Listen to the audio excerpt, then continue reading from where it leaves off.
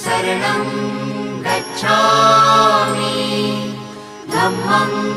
शरणं गच्छामि संघं शरणं गच्छामि